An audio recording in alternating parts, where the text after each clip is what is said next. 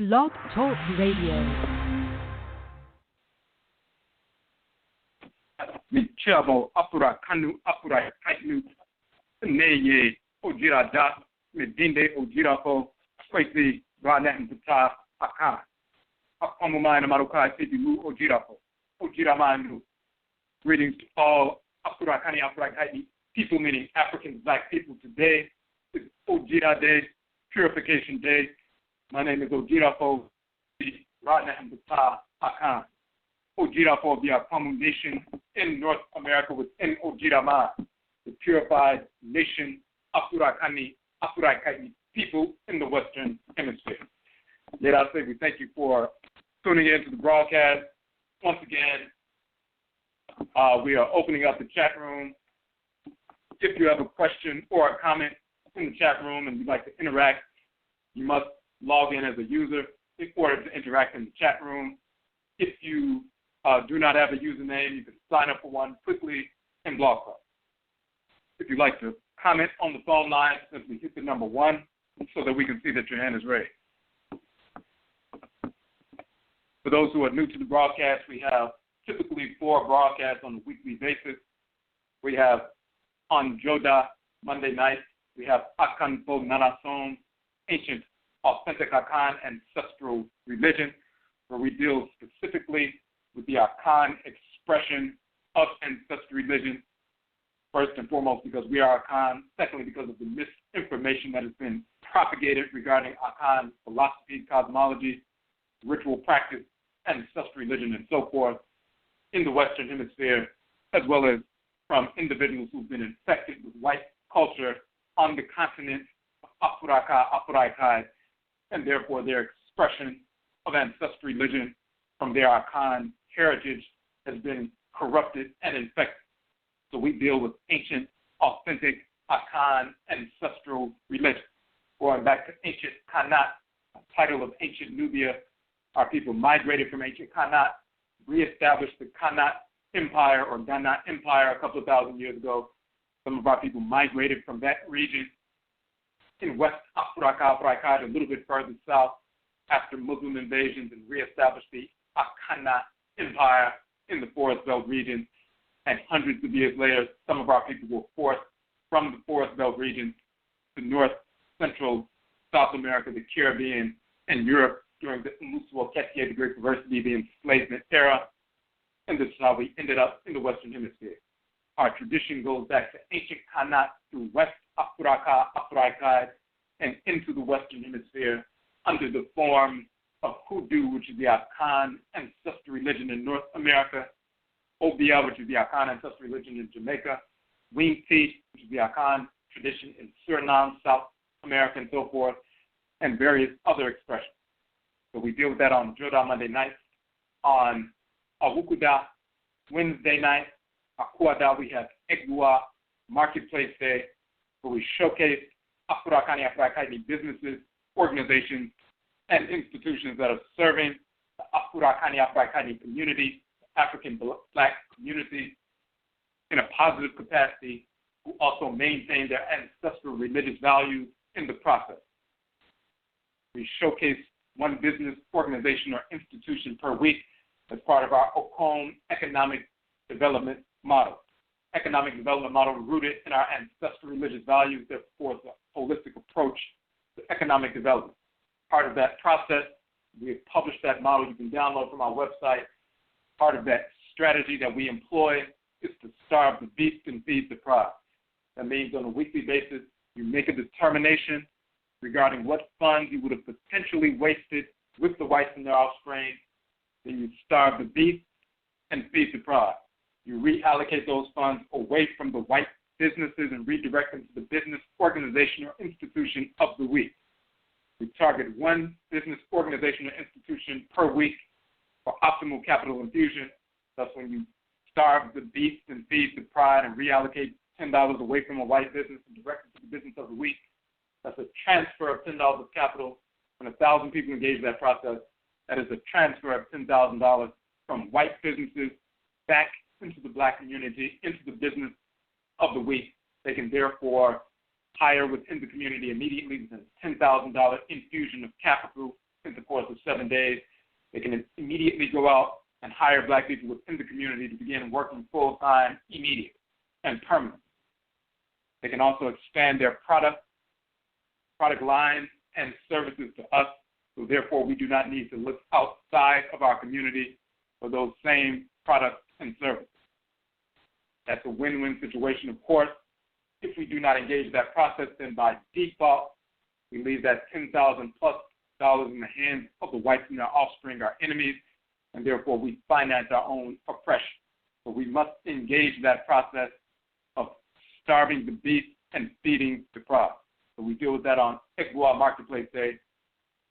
On Yada, Abada Thursday, we have Amain Sem, Affairs of the Nation. We're talking about the Afurakani, Afuraitkaitnit nation, the Oman, specifically ODWIRA Maa, the purified nation, Afurakani, Afuraitkaitnit people in the Western Hemisphere.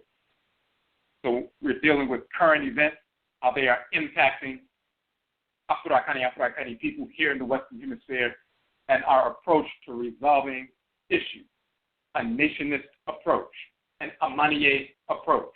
We deal with Amaniye nationalism, the purification of nationalism. Dealing with Amaniye, the nature of an Oman, a nation, as a living, breathing entity that is made up of component parts. We are the component parts, the cells within the organ, and the organ is the nation in and of itself that's governed by a specific spirit that we are all connected through.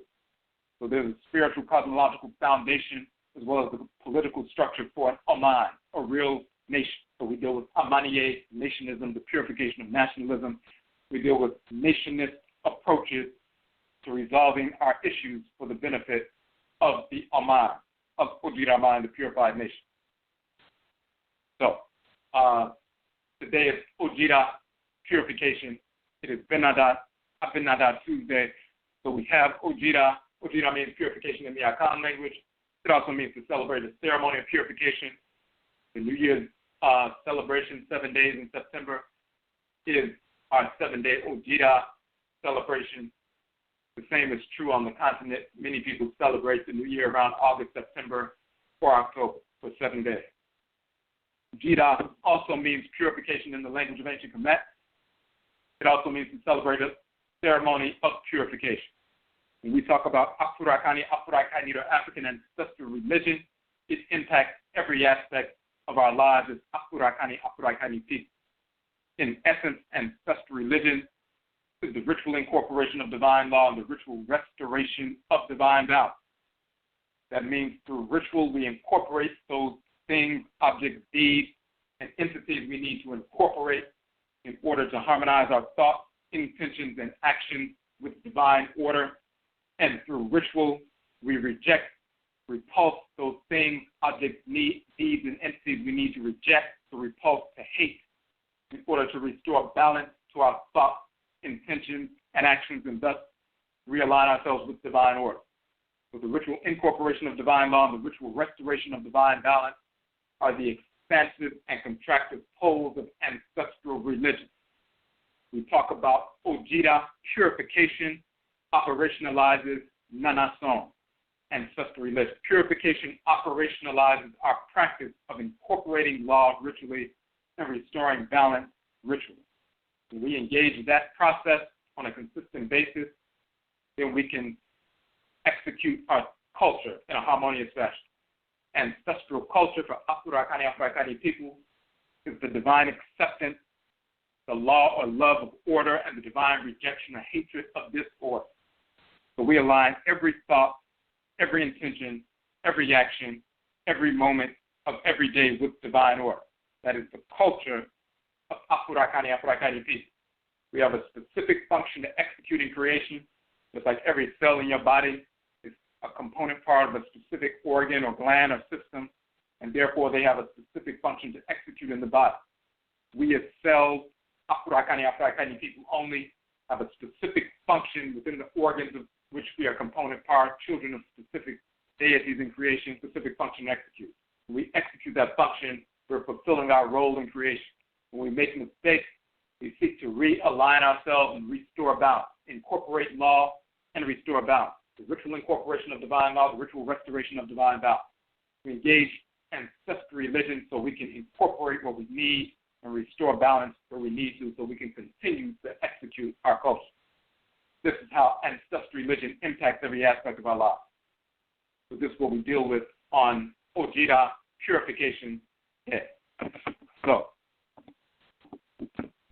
topic for tonight, the second part of our series on the male divinity Maa, the male divinity of law and balance, the male Ntoro, the male deity, the male Abosom, the male Orisha, the male Vodou of divine law and balance. He is the complement of Ma'at, the female divinity of divine law and balance.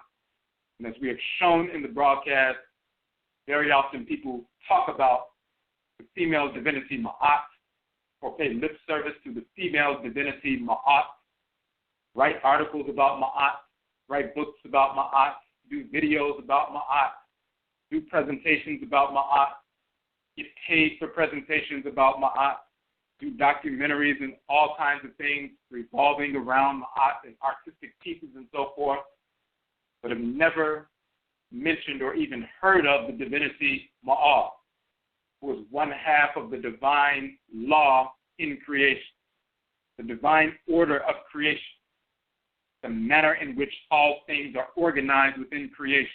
Divine order is comprised of two poles, two complementary poles, divine law, and in our languages, law and love is the same word for law.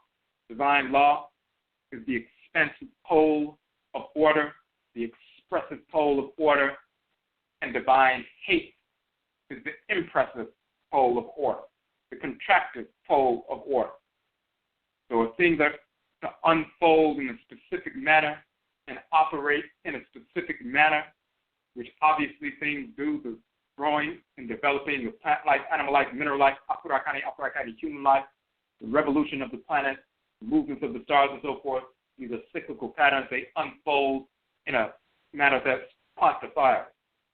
Things are to unfold in a specific manner. They operate within a specific order. That is Nyame wa Nyame and Sheshe, the great mother and great father, divine plan or arrangement, divine order. Amen, Amen, Besher, as said in ancient Kemet, Nyame wa Nyame, Sheshe, and Akan, the divine order or arrangement. The laws that express that order, that is the expansive pole of order. Law is the expression of order. Then you have divine hate, which impresses the order, impresses that plan upon the denizens of creation, impresses or imprints the parameters within which every plant life, animal life, mineral life, member of plant life, animal life, mineral life, Afurakani, Afuraitkaitnit, human life must operate. That is the contractive pole of order. So just like your respiratory system, circulatory system, you take in air, you take in oxygen, you take in food, you take in nutrients and so forth. These things enter into your system, enter into your bloodstream, enter into your respiratory system and so forth, so you can be fueled, so you can be invigorated and so forth. However, certain toxins can also enter as well. So while you're invigorated and empowered and nourished and so forth by what you take in through the breath, as well as through consumption, you also must have a vehicle that contracts around the toxic cells, the cancer cells, the viral agents and so forth, the free radicals to destroy them and expel them from the body. So you have the immune and lymphatic systems, the forces of divine contraction, divine hate, repulsion. They repel disorder entities, viral entities, bacterial entities, in order to maintain the integrity of the organism. So the expansive pole of order is divine law, showing the unfolding of creation.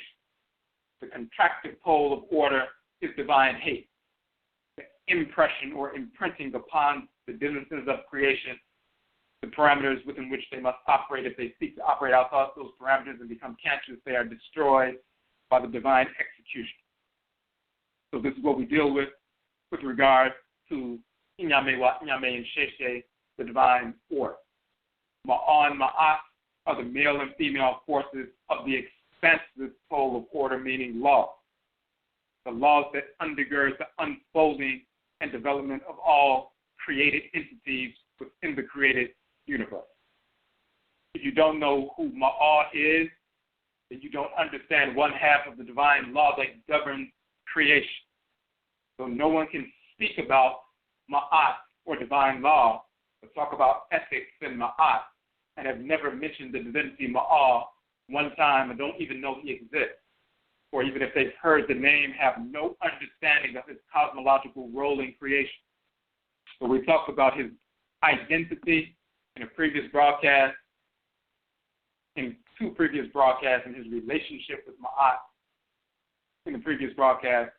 We want to deal with the cosmology of judgment in relationship to Ma'at. We're dealing with divine law and balance in this particular broadcast. So, if you look at the image that we use for the promotional image for the show, you see three images all together in one. In the center, you see Abramu, an Akan gold weight. It's a brass weight. So when we weigh gold dust, we would use brass weights of different sizes, so you can weigh the different amounts of gold dust. And instead of just having some pieces of brass that's like a number of different square or circular brass weights of different sizes and different volumes and so forth, instead of just having them all uniform, we would utilize the symbolism of the culture in structuring these weights. So one is 1 gram or 2 grams or 3 grams or 4 grams and so forth, instead of just having a number of different rectangular or circular weights of different sizes. One will be in the shape of the Sankofa bird, one will be in the shape of Shewo and She, one will be in the shape of Odinshin the crocodile, all these different things. So we have hundreds of symbols in the Akan tradition. The Adinkra corpus, the Adinkra symbols that are very popular. Sankofa is one of them. There are hundreds of Adinkra symbols. The root Adinkra symbols you can find in the Medusa, in the hieroglyphs, with the same meaning. You'll also find that all of the symbols of the Tifinagh script of the Tuareg people, their alphabetical script, all of the symbols in the Tifinagh script can be found in the Adinkra corpus and Akan tradition, which includes the Akan Abramu or gold plate. Of course, we have shown that when we migrated away from ancient Kanat and Kamet thousands of years ago, we migrated through North Afuraitkaitnit. Some of our people were already in North Afuraitkaitnit, the Kanu people, which is the title of ancient Libyan, the Kanu people, ancient Akan, just like you have the southern Kanu or Kanat Empire, which is south of Kemet, so-called Nubia. You have the western Kanu Empire, the so-called Libyan. Some say Tehanu or Tahanu. It's pronounced Kahanu by those in that region.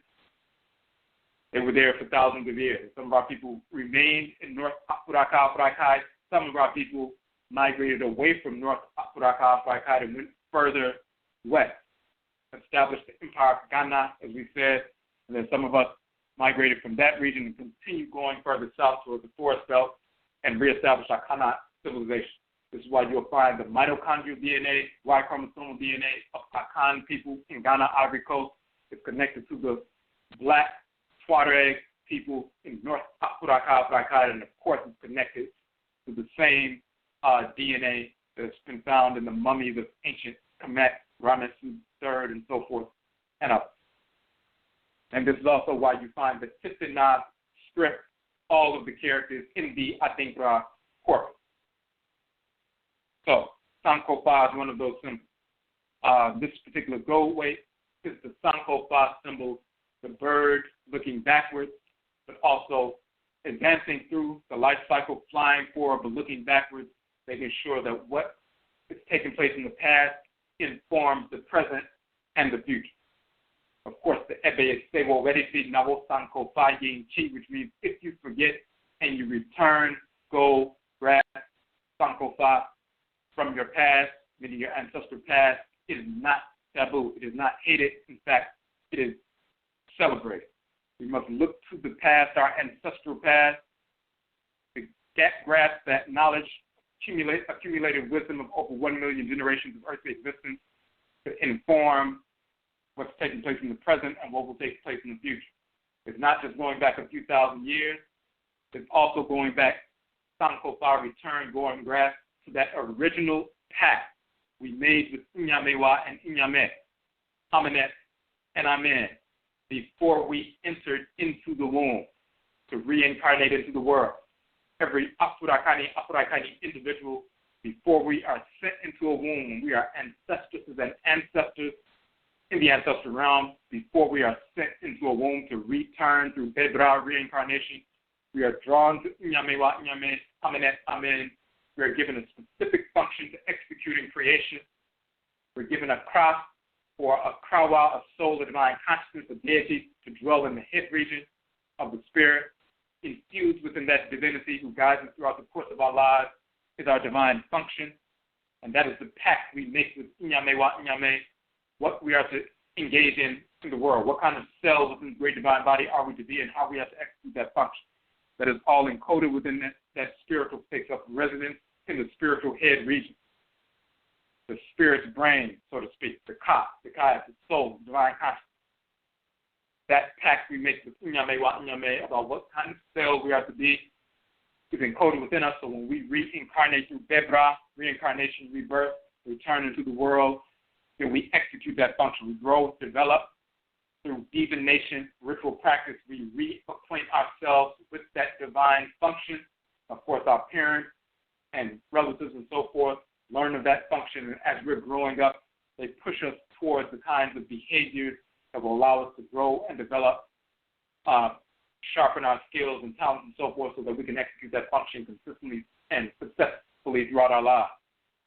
But as we grow and develop and operate in the world, we make mistakes, we engage that process of oracular divination so we can go back to that path, realign ourselves with the divinities that govern us, the NHOMA of our blood circle, the ancestors and ancestors, reacquaint ourselves with Inyamewa, Inyame, and our relationship to them through that path. We go back to that, return, go and grasp from that primordial path, and then we take that information, heal ourselves in the present, and then move forward in a harmonious fashion. All of that kind of information is tied up in that symbol, Sankofa, the Sankofa bird. That is very key because we're talking about divine judgment and divination and the role cosmologically of the divinity Maa. We show in the other part of the symbol, the image for the show, KUKUU-TUNTUM, the male divinity of divine wisdom, and then he has his assistant, the quote-unquote dog-headed baboon, who is holding the eye of Ra, holding the left eye of Ra. So the divine divinity of wisdom has an assistant who takes the form of an achinebwa, a monkey, an animal totem, a monkey who is holding the eye of Ra. We showed in yesterday's broadcast, in the first part of this broadcast, that just as that symbol exists in ancient KAMIT, the same is true in Akan. We have that monkey, Ma'a or Mara. He is holding a vessel. It is when you see that sculpture of the Mara monkey in the Akan tradition, the monkey Baule Akan people, the specific sculpture of the monkey holding the vessel, the divination bowl, is placed in the shrine next to the diviner. So you have the diviner, and he consults with the spirit that animates that sculpture that's holding that divination bowl. That divination bowl allows him to see into the spirit realm. So you have the monkey holding the divination bowl and the diviner next to him. It's the exact same structure as KUKUU-TUNTUM here in the boat. The diviner, the male force of divine wisdom, and his assistant, the monkey holding the eye of Heru. That's the gateway to the spirit realm, the insight, so that you can see the past, present, and future when you're engaged in oracular divination. And of course, we showed in the Yoruba tradition, you have Orumila, male divinity, Orisha of divine wisdom. He has the assistant, which is the male Edun, the male monkey, who is a priest of Ifa and assistant to Orumila. So in all three traditions, you have the exact same structure. That's dealing with judgment. We want to get into the cosmology of the deity Maa. As we said, many people don't know who Maa is, so we're going to look in some texts from ancient Kemet and show exactly who he is. First, we're going to go directly into the pyramid text of ancient Kemet. If you look in the pyramid text of Unas, of Pepi the First, Pepi the Second, which is Nefer-Ka-Ra, as well as Mer-In-Ra, you'll find the divinity Maa mentioned. If you go, for example, and what you want to do, I'm going to pull this up real quick.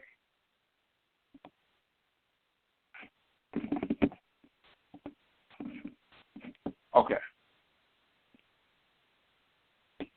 And this particular one, so for example, if you look in the section dealing with the, and this is key, dealing with the ferryman, meaning F-E-R-R-Y, the ferryman, the boat. A ferry, a boat, which is a ferry. When you have a ferry, if you're living in a place, for example, you're living in New Orleans, and you want to cross the river, you go to the ferry, F-E-R-R-Y, the ferryman, in the ferry boat. You get on the ferry boat, you pay a fee, and they take you across the river so you can get to the other side. In our ancestral religious tradition, there's a river that separates or divides the physical world from the spirit realm. When you make your transition, every single Afurakani, Afuraitkaitnit individual must go to get on the ferry if they live in harmony with order, in harmony with divine law. They must meet the deity that governs the ferry boat and so forth, the divine ferryman, get in his boat, and then he takes them across the water, takes them across the river to the spirit realm so they can meet and take up residence and become seated within Asamando, the ancestral realm, become seated with their ancestresses and ancestors of good character and so forth, and be connected to the Abosom, connected to the divinity. That is in the Akan tradition, but you also find the exact same structure in ancient Kemet, all the way back to the pyramid text, all the way through the entire culture. When someone makes their transition, they go into the spirit realm, they must go to the divine ferryman. And we're about to read this text about the divine ferryman. That river, that great divine river, divides the physical world from the spirit realm. It's the river of divine balance, the balance of the two realms, the physical realm and the spirit realm.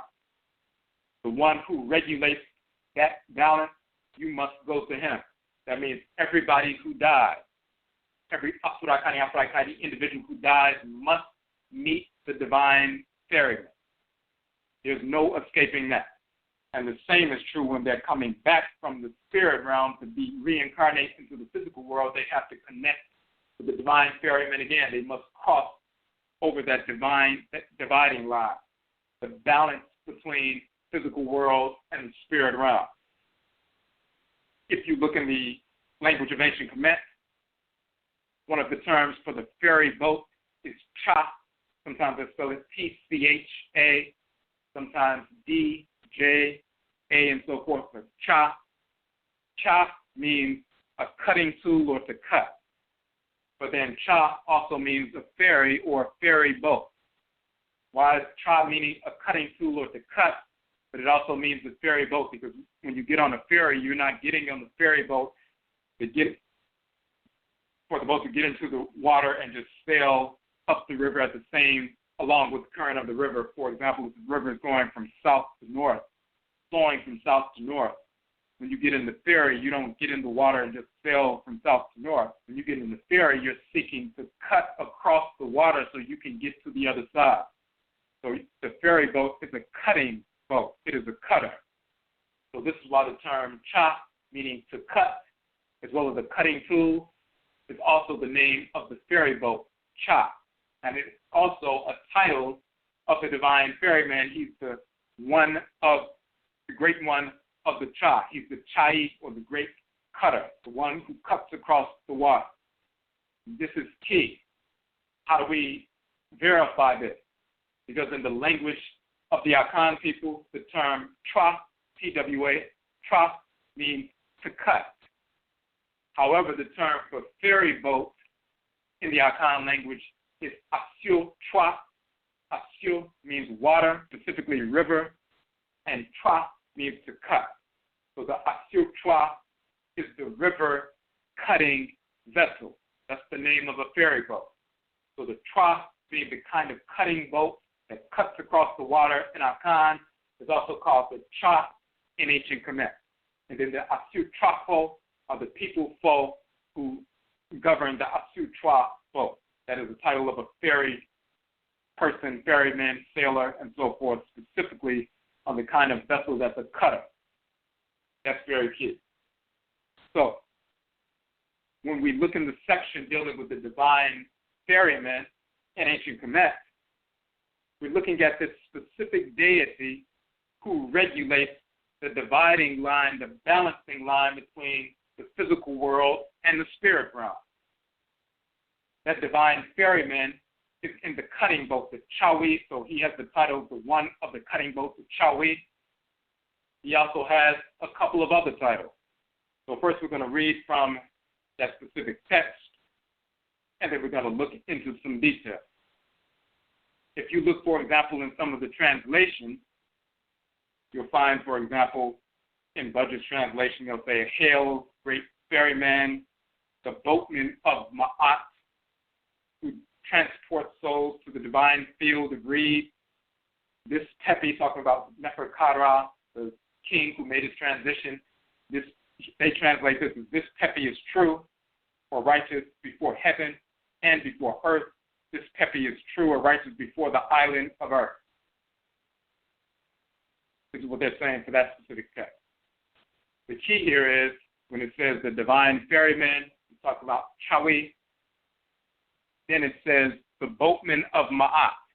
Now, when you look in the actual pyramid text, it doesn't say the boatman of Ma'at. What it says is the Ma'a boat. The boat of Ma'a traverses the Sekhet Haru, the divine field of marshes and so forth. Then it says this Tepi, the king Tepi, is the god Ma'a. If you look in the text of Una, it says this Tepi is Ma'a. If you look in the text of Tepi the first, it says this Tepi is Ma'a. If you look in the text of Tepi the second, Neferkara, it says this Tepi is Ma'a, but it shows the determinative of the falcon on the standard, showing this is a deity. They're talking about the male divinity Ma'a. This Tepi is Ma'a. It's like in other parts of the text, he'll identify himself with Heru, the one who loves his father. We're going to get into that. He'll identify himself with Tahuti when he's dealing with, divination and things like that. But when he's dealing with being true and being in harmony with law, he says this Tepi is the divinity Ma'a. And it shows that specifically in the text. You need to get a text where it faithfully shows the actual glyphs. So, for example, if you were to go and get the pyramid text by some people just translate and they don't give you the glyphs, then you're not going to be able to see that. If you get, for example, Maspero's text, the Les Inscriptions des Pyramides de Sakura, meaning the inscriptions of the pyramids of Sakura, or Sakura. This is Gaston Maspero, French Egyptologist going back into the 1800s. They actually faithfully record the glyphs. Now, every single translation they have is not 100% accurate, but at least they faithfully record the glyphs so that you can see them, and therefore you can confirm translations and make corrections. For example, when we see Cha, meaning the ferry boat, and Chawi, meaning the one of the ferry boat, but Cha also meaning a cutting tool or to cut, well, we can verify that. In the Akan tradition, we can verify that. because cha does mean to cut, and the cha is also the ferry boat. So we can verify the vocalization as well as the cutting tool, as well as and the act of cutting, as well as the boat being the cutter with the exact same name. We can verify all of that. So this is key. So when you look in the text of Pepi II, OKRA, that gives more context and nuance to what the text is talking about. Because once he came in contact with the deity who governs the boat, the dividing line between the physical world and the spirit world, the balancing point between the physical world and the spirit world, that everybody has to come to this deity who regulates this boat and carries you from one side to the other. Once you come in contact with him, then you declare, if you are telling the truth, you declare that I am the deity Maa. I am the God Maa. Why do you declare that you're the God Maa when you come in contact with the one who regulates the boat? Because the one who regulates the boat is the God Maa. And he has more than one title. Yes, he's the one who governs the Cha boat. So he's called Chawi, the one who governs the Cha boat. That's no different than saying there's a man who works on the ferry. He's the ferryman. That doesn't mean that's his name. That's his title. He's the ferryman. So Cha meaning the ferry boat, and the Chawi is the ferry boat captain, so to speak. That is a title of Maa. He has a couple of other titles. One of his titles is Her Es Ha, he whose face is behind him. The image that we show, the third image we show on the promotional for the show, is Her Es Ha. He's sitting in his boat, face behind him. He's moving forward, sailing forward in the boat, but he's also looking behind. It is the exact same principle of the Sankopa bird who's flying forward in the cycle of life, looking behind to make sure they grasp from their ancestral path so they can nourish and inform what's happening in the present and into the future. Ter Es Ha is he whose face is behind him. Sometimes he's shown with the face showing behind him. Sometimes he has two faces, one facing behind, one facing forward. You can see what's going on in the past as he's moving forward to the future. This has to do with divination. It also has to do with what's happening when he's assisting us across the water to go from the physical world to the spirit realm, traversing the dividing point or the line of balance between the physical world and the spirit realm. This is Maa, the God of balance, the balance of creation, the balance of the physical world and the spirit realm. He regulates that, and every single human being must come in contact with Maa when they make their transition. And we're going to get into why they must come in contact with him. So one of his names is Ter Es Ha, meaning he whose face is behind him. That's a title of his because he's engaged in that process, that Sankopa process.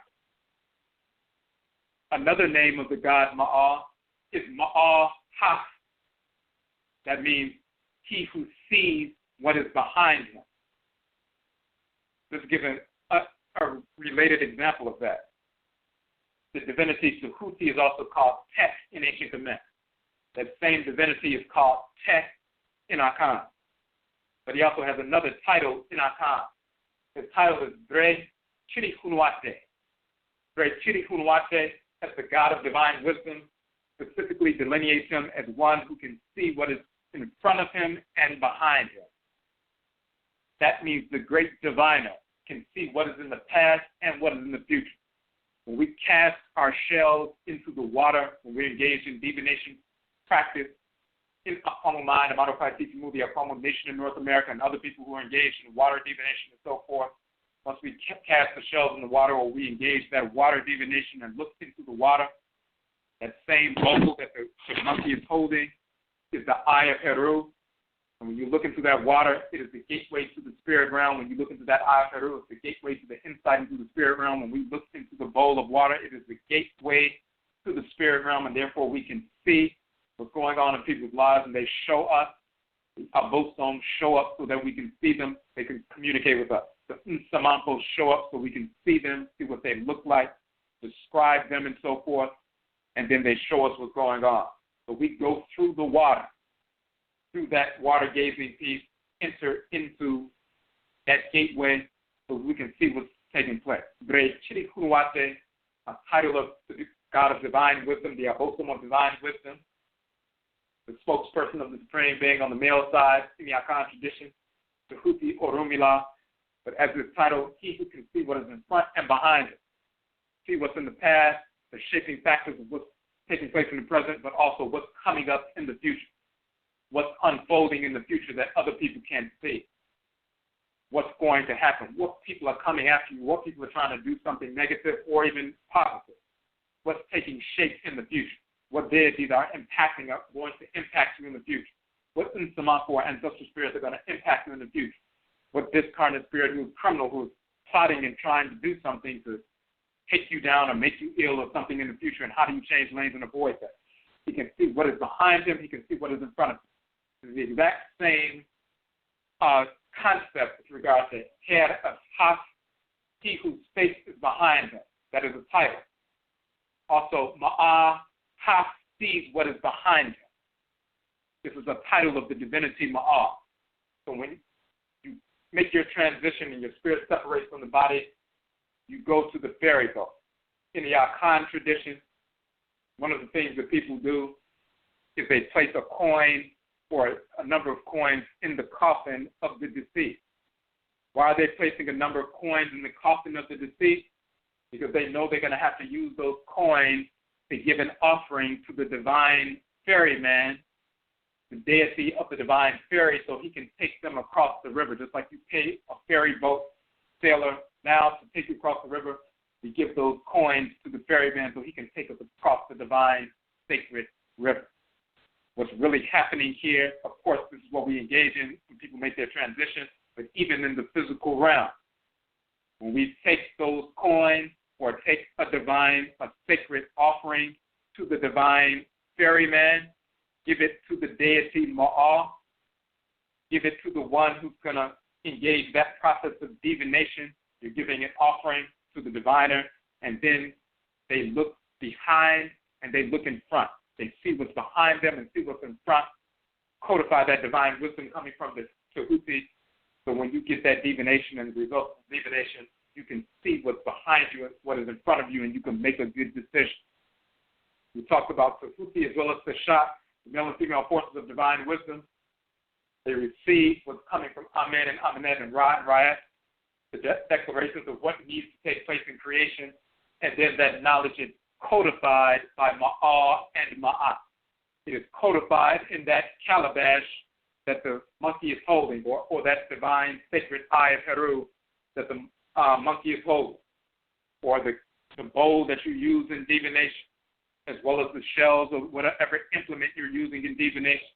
When utilizing these implements codify the messages that are coming from Tahuti and Tashat. They bring those messages. They are concretized and codified through the divinatory implements. Then you read those divinatory implements, and then you also see the divinities that show up as a result of the manner in which those implements are used, and therefore that divine message has been codified and concretized. So Ma'al and Ma'at codify that. Ma'al does that with that bowl. He does that with the bowl which has the water that we look into for water gazing, to go into the spirit realm. He does the same thing with the body of water that he is traversing or cutting to take you from one side to the other. He is the balancing point, the line of demarcation from the physical world to the spirit realm. This is why he is Ma'al. As we said before, Ma'al means law and balance. He's the deity of divine law and balance. In our Akan culture, the term Ma'ara or Mara means law and balance, and the little monkey, a Chinibwa animal totem, who's holding the divination bowl for the diviner, his name is Ma'ara as well, the deity of divine law and balance that codifies the divine law. So when you look in this text, the reason why Pepi or Unnas or whoever makes their transition, once they come to the divine ferryman or ferryman whose name is Ma'aha, which is a title of Ma'a. His name is also HENA Ha, which is a title of Ma'a. The reason why when he comes to him, he identifies and says, this Pepi is now the god Ma'a. He has become like the god Ma'a. He is Ma'a, or in harmony with the law. before heaven, as well as before earth, as well as before the island of earth. He has become like the god Maa. So here you have the god Maa. These are the earliest religious compositions in existence, the pyramid text. Before we get into reading some of that dialogue between the ferryman, we want to give another quick example of a text. We looked at the earliest religious compositions. Now we're going to look at a late period composition. Late period of Kemet, the Nessie Men papyrus, so-called Bremner Wren papyrus, the famous Book of Knowing, the Manifestations of Ra, and Overthrowing Apep. The reason why that one is kind of famous, because it contains within that text, it's a long text, but within it, there's a section where they recount in a brief fashion the creation of the world, an aspect of the creation of the world.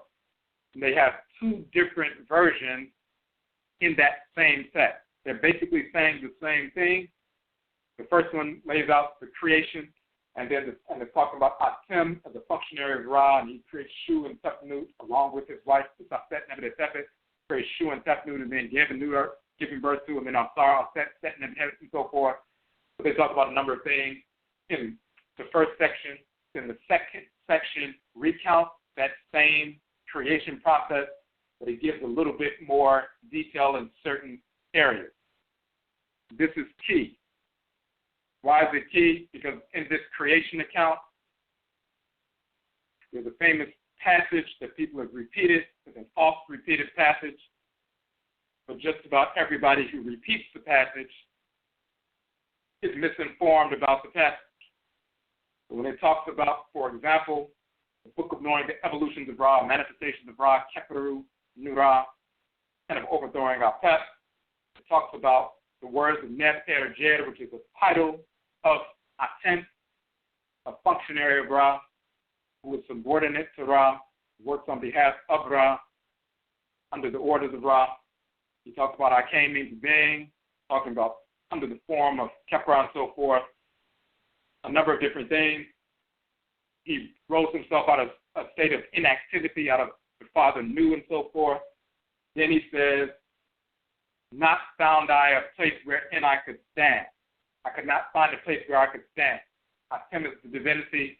And you see Atem in the setting sun, the red setting sun. You see that deity sitting right inside the red setting sun disk. When the sun sets in the western mountain range, that's akin to a seed being planted in the ground. The sun goes and penetrates, quote unquote, the earth.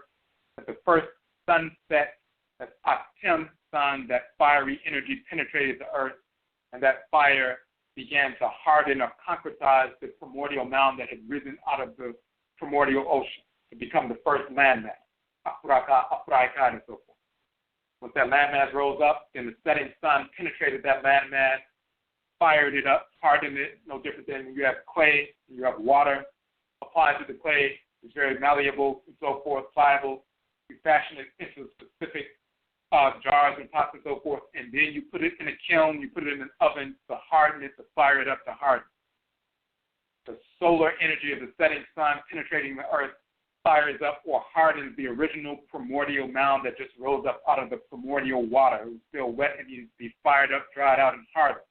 This is why Atem, the word Tem, means to bring an end to something, to finish or complete, like the end of the day, the setting sun. Tem also means red or ruddy and so forth, the red setting sun. Tem also means to concretize hard, compact substance. That means Tem in the red setting sun, setting in the primordial earth, firing up the earth, hardening it, concretizing it and so forth, and completing Tem, the process, bringing it to an end, finishing, and so forth. So when they talk about, he said, not did I find a place where I could stand. First, he says, I worked an akut, divine power, illumination, from my heart. I laid a foundation in Ma'ah, and then I made every attribute. Then he was able to concretize that primordial mound and connect with Asate Nebuchadnezzar and give birth to Shu and Tefnut and Gebenut and so forth. But he said he laid a foundation in Ma'ah. What's key here is that most people say he laid a foundation in Ma'at.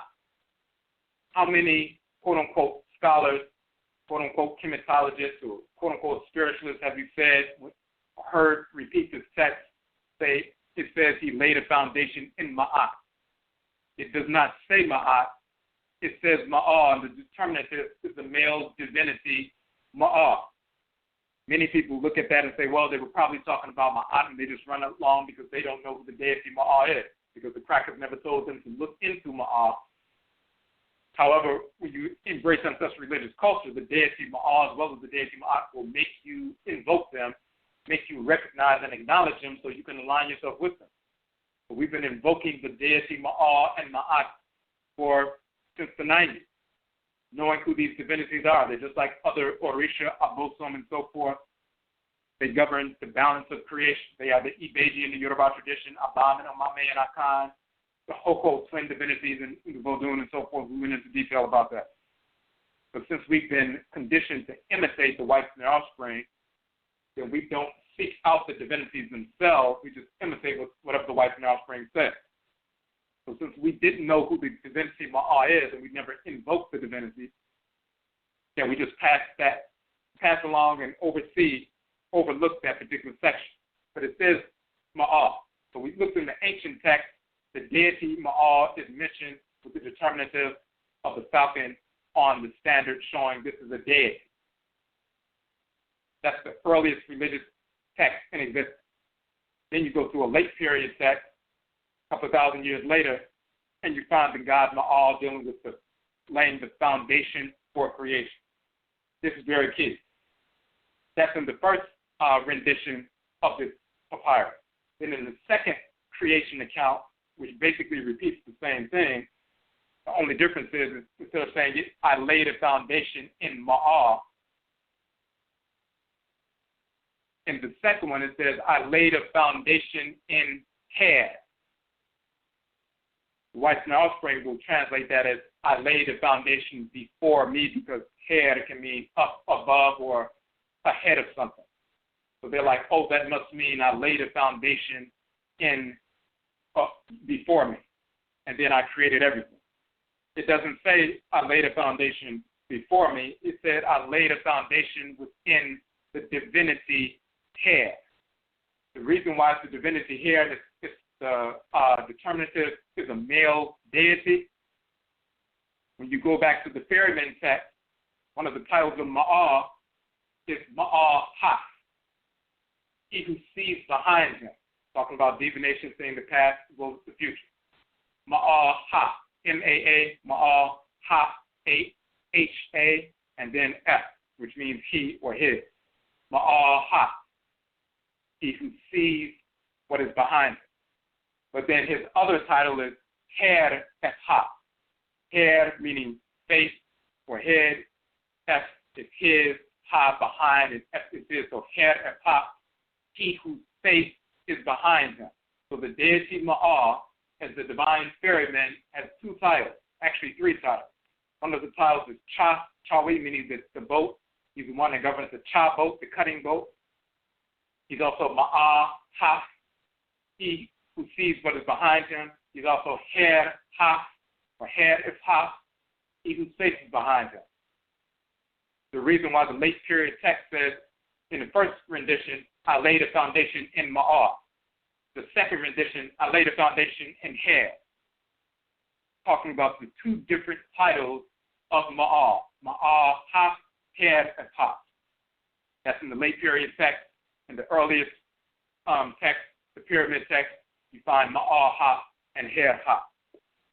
Let's read a section. These are the ways that you can understand. When you understand the cosmology, you can find the titles of the deity and their specific functions. You can find them in the old text. You're definitely going to find them in the text a couple of thousand years later, because when you understand the cosmology, you know what you're looking for. It's not any coincidence that he is addressed as Ma'ah as well as Her in the late period Remnant Rim Papyrus, and then you look back in the pyramid text, and he's also addressed as Ma'ah and Her, specifically Ma'ah Ha and Her Ha, or Her as Ha. This is how you decode these various things because you have to have an understanding of the cosmology. Let's look at a specific text that addresses that particular issue. And then we're going to get into this notion of judgment and the cosmology of judgment. So we're going to pull up one of the pyramid texts. 1 second.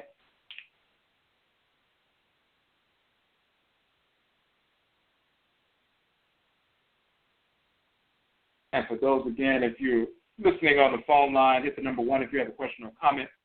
If you are in the chat room, you must log in as a user in order to interact. Give me 1 second. I just want to find the specific text. I had it earlier. Okay, here it is. So, here's an address to the Divinity Maa. They use both of his titles. Hail, Maa Ha. Hail, head of Ha. Behold, this Pepi has come as a living being. He brings to you the eye of Heru. It is in the eye of Kununu boat that Pepi has brought it. Then he addresses the 4 sons of Heru.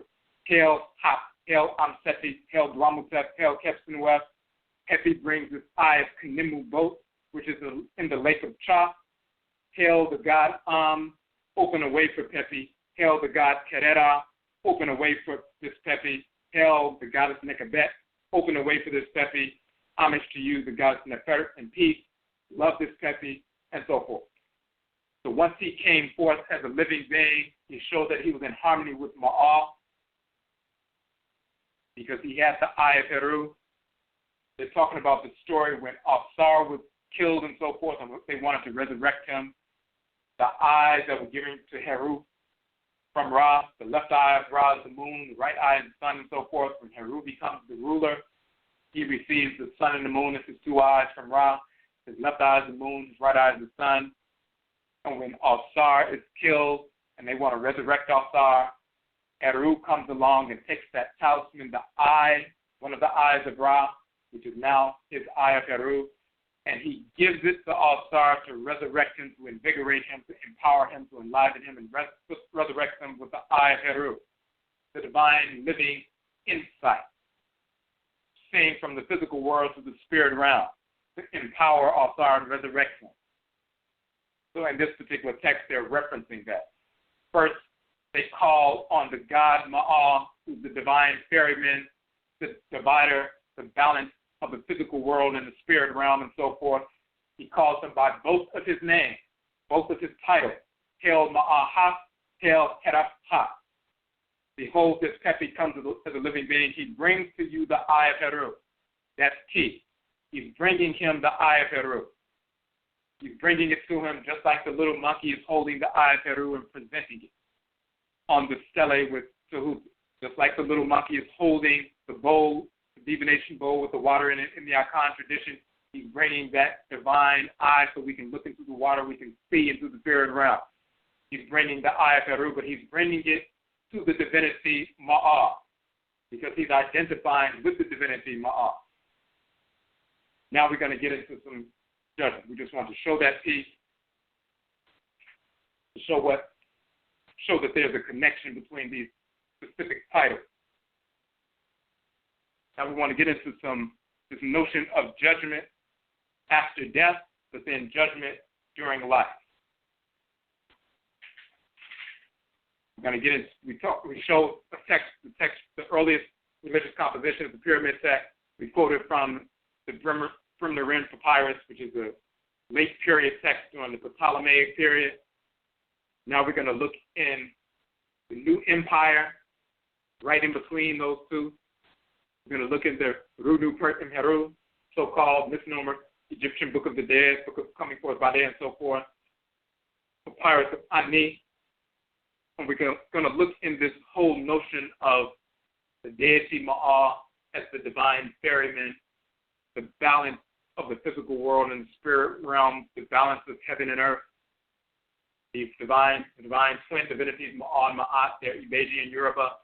They're the Ntoro, the divine twins in the Akan tradition, the balance of heaven and earth, those divine polarities, and so forth. We're going to get into his function of judgment. as we know with Ma'at, you know about the judgment thing. When somebody makes their transition, they go to get their heart weighed against the feather of Ma'at. Sometimes the symbol of Ma'at is there, placed in the pan of the scale as well. If their heart balances out the feather, meaning it's not too heavy, it's not weighed down by criminality, anxiety, and so forth, then they pass that test. They must be assessed by the 42 assessors of Ma'at, these are 42 divinities. They must go and invoke each one of these divinities, align their spirit with each one of these 42 divinities. Their spirit is searched through by each one of these divinities. First, they invoke the divinity, align their spirit through invocation with the divinity. Then they say they have not violated that aspect of creation that the divinity governs. The divinity, once aligned with that person, searches their spirit to make sure they're telling the truth, and then they pass that test and they go to the next divinity. Just like we go to our different shrines when we come into a home and salute each shrine of each Ahosom or each Orisha, each Vodou. When we make our transition, we go and salute the shrines or salute the direct divinities of each one of these 42 divinities. We invoke them ritually, align our spirit with theirs, have our spirit searched out by them to make sure we live in harmony with them, and then we pass on. And once we go through that judgment in the Usech Ma'asi, the hall of dual judgment or dual Ma'at, and of course we showed in one of our broadcasts, the dual hall of Ma'at in the physical body are the two ear canals that lead to the center of the head, the vestibular system, the balancing system within the body. The divine balance in the upper region is in the head region. Of course, you have a center of balance in the lower region of your body, near the base of the spine. But in the upper region, the quote-unquote heavenly region, the center of balance is the vestibular system within the ears, and you have, of course, two ears and two ear canals. Those are two halls of judgment that lead to the balancing system, the vestibular system. This is why you have two images of Ma'at, two halls of judgment, deities there. That's in the physical world, and the same thing in the spirit realm. The Usech Ma'ati, the hall of divine judgment, dual hall of divine judgment, you go before the divinity. You're a judge. If you're a judge that has lived in harmony with order, then you can go before the Abosom, the divinity, and receive that dispensation of energy from them, and then you will be able to live in harmony and peace in the spirit realm. People know about that because it's in the Papyrus of Ani. And it's very popular. People show the balance of the heart and scale and so forth, and they're like, you must live in harmony with Ma'at in order to move forward. People understand that. That's only one half of the process. In the same papyrus, and other papyri as well, not just this particular one, just papyri in general. As we said earlier, you don't only go through a judgment dealing with the female divinity Ma'at, who's there at the judgment scene. You also have to go through a judgment process with the male divinity Ma'at, or else you will not be able to cross into the ancestral realm and live in peace with the Nsamanfo, the ancestresses and ancestors. So we're going to read from Chapter 99 in the Runu Pert Imheru. Always been here all along. They're addressing Ma'al in his form of Ma'al Ha, the great ferryman. It's a very long text, so we're not going to go through the whole thing. We're just going to give you excerpts. You can read the text yourself, Chapter 99. It is a very long text, but just giving you some excerpts, you'll see how extensive the judgment process is.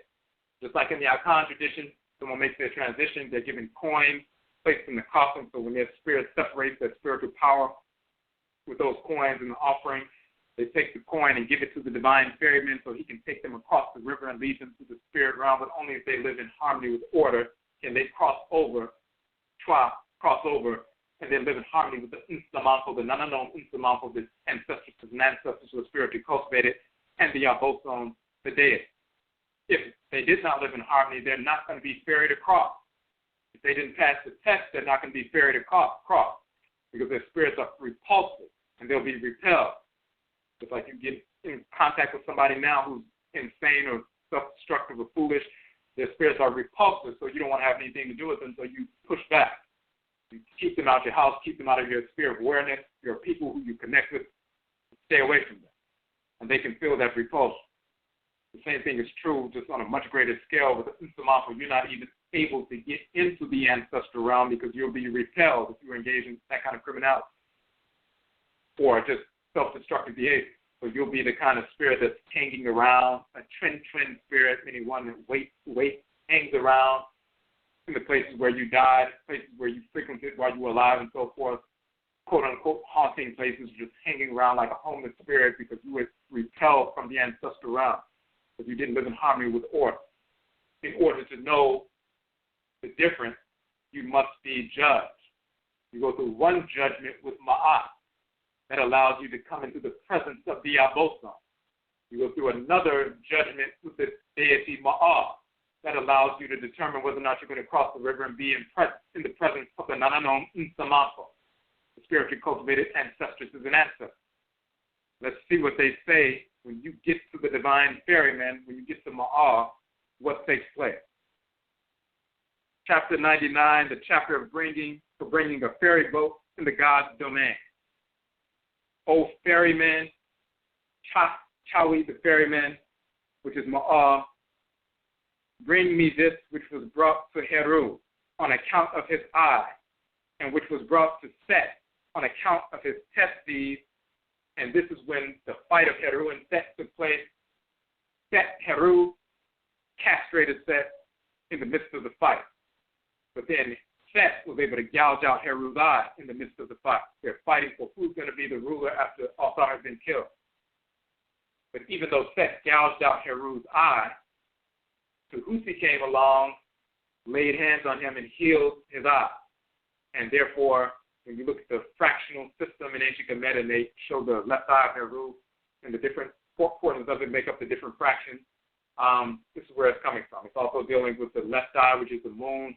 And when the moon goes from new to a crescent to a half moon to a three-quarter moon to full, and then back to three-quarters on the other side and half and crescent and new, you're looking at fractions.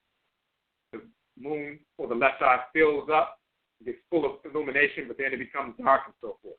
So it can be illuminating, but then it can be dark. So this is what it's referencing when it says, to the O ferryman, talking about the god Ma'a, bring me this which was brought to Heru on account of his eye, and which was brought to Set on account of his testes. There leaps up the eye of Heru, which fell in the eastern side of the sky, so that it may protect itself from Set. O Maha, Ma'a or Maha, a title of the god Ma'a. As you are provided with life, awaken the deity Akin for me, for see, I have come. So Akin is a lion divinity. He's the one who controls the boat. So the person is asking the god Ma'a, can you please awaken Akin, tell him to go bring the ferry boat so that you can get in the ferry boat and let me get in the ferry boat and sail across the water.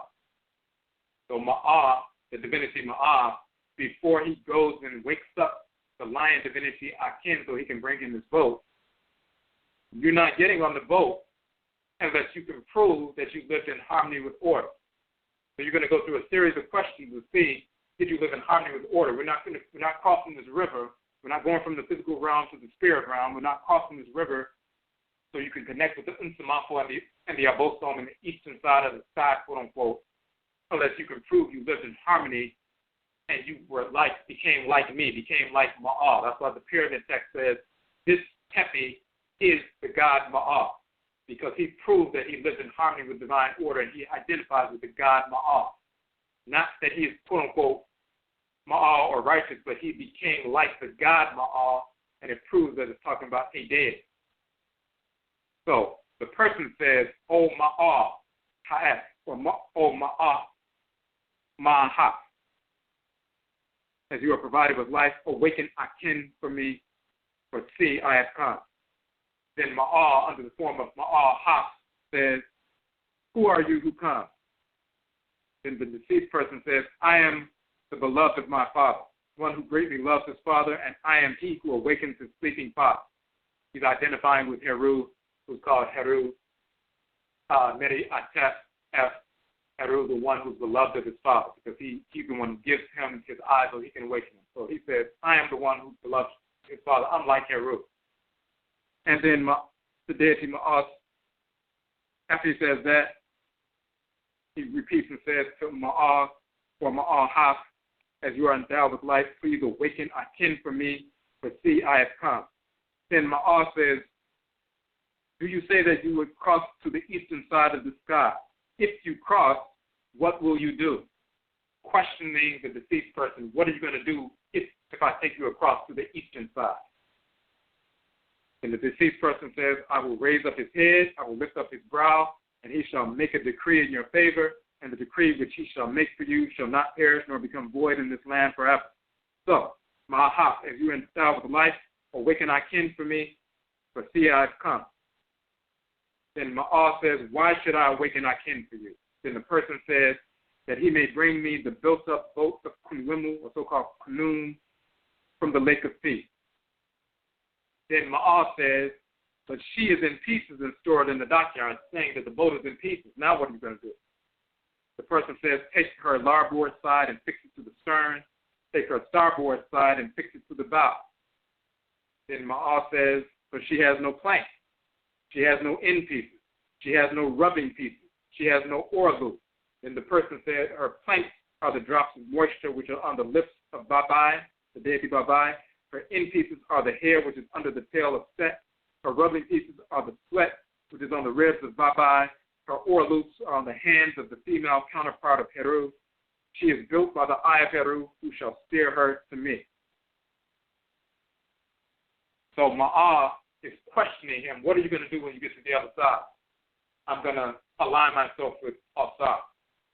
Well, and then he asks him, so can you please go get the boat? Then Ma'ah says, well, the boat is in pieces. It's not put together. It's in the dockyard. Now what are you going to do? And he says, this is how you put the divine boat together.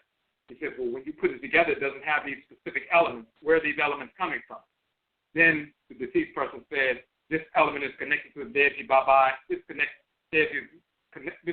element of the boat is connected to Set. This is connected to the female counterpart of Heru and so forth. He's showing that the sacred divine boat, which is a divinity in and of itself, in order to piece it together, you need to know what divinity governs each aspect of the boat.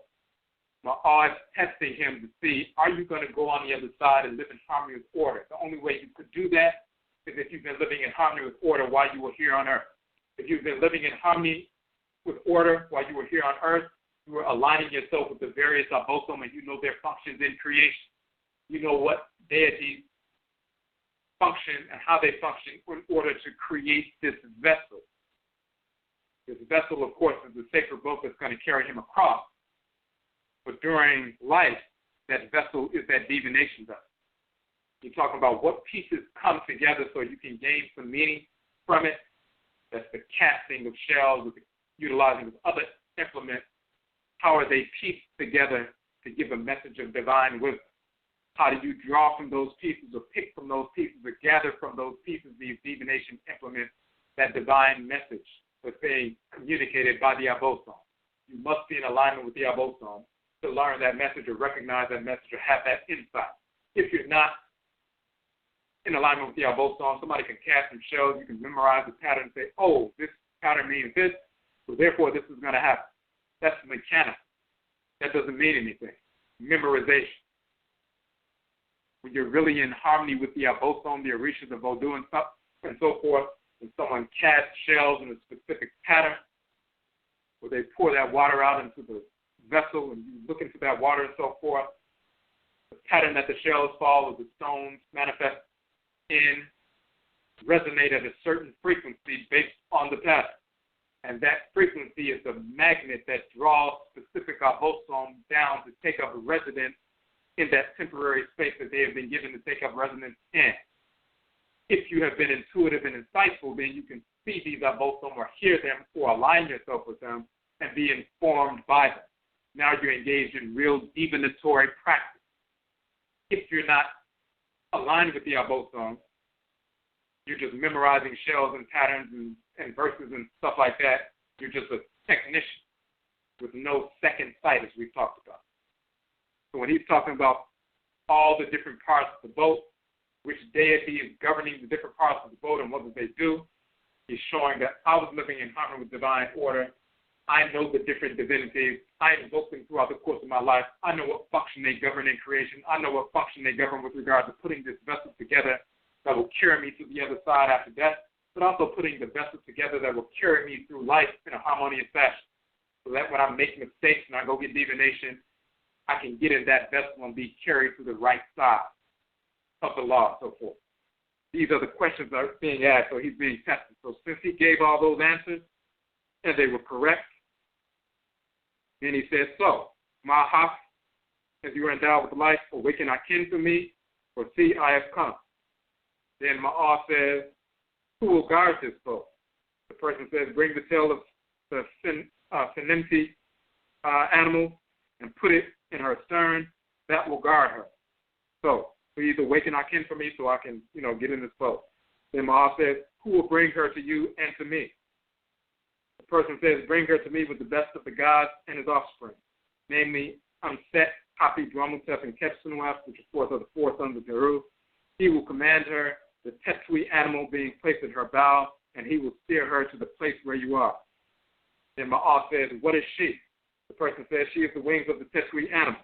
Ma'ah says, the weather is windy, and she has no mast. The person says, bring that aspect of the divinity Babai, which creates children and beget calves, because that becomes the mast of the boat. That deity utilizes a part of his body for the mast of the boat. Ma'ah says, okay, well, to what shall I make it fast? The person said, to the thighs which open out the shank. What about her cable? The person says, bring this snake, which is in the hand of the divinity Hemen. That'll be the cable. Ma'ah says, all right, what shall I stow it? Stow it. Where shall I stow it? The person said, you shall stow it in her bilge. What about her sail? Ma'ah asked the person. It is a cloth which came out of Sutiu and Heru and the Nepti tips connected on the New Year's Day. Of the gunwale, the person says they have the sinews of him who all these fear.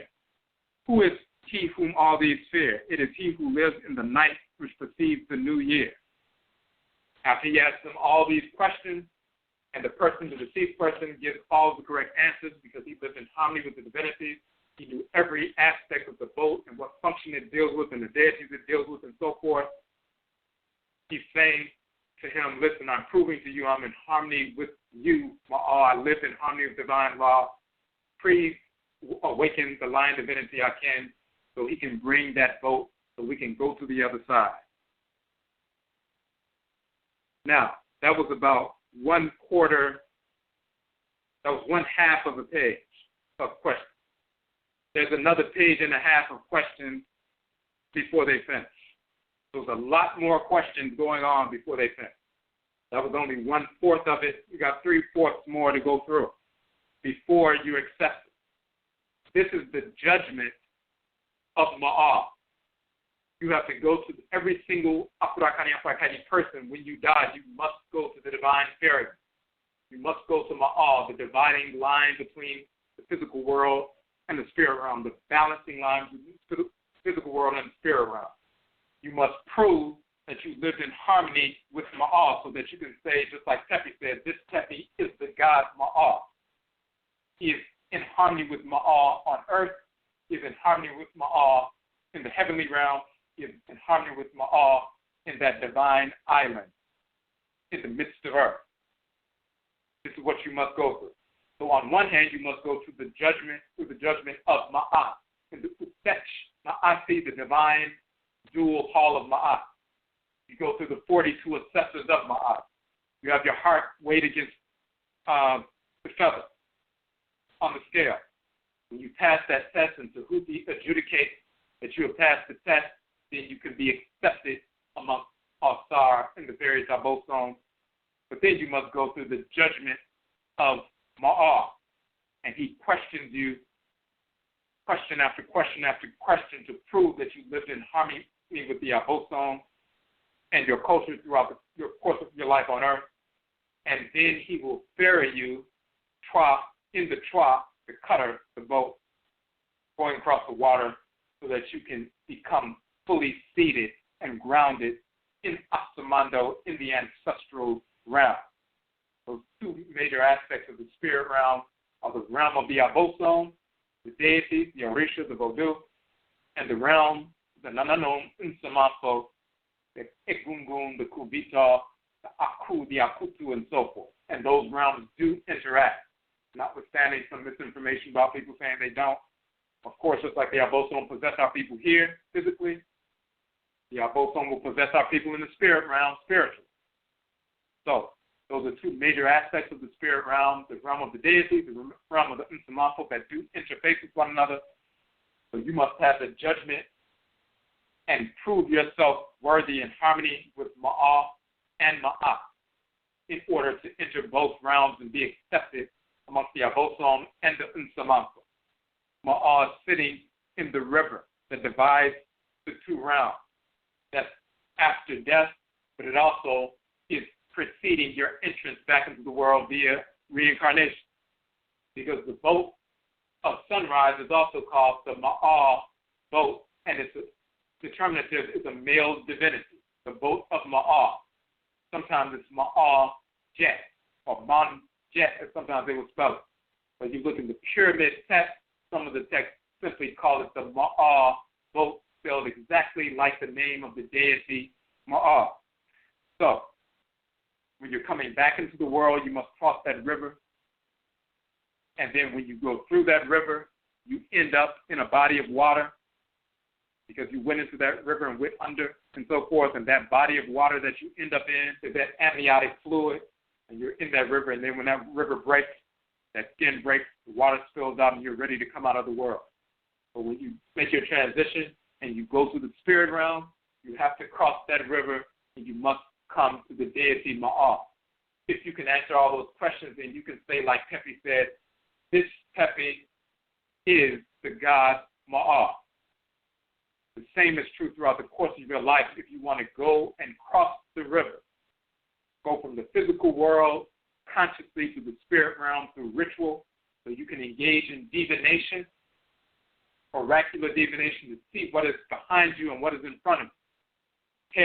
Ha, what is behind you and what is in front of you. Ma'a ha, what is behind you and what is in front of you. Like the Sankofa symbol and so forth.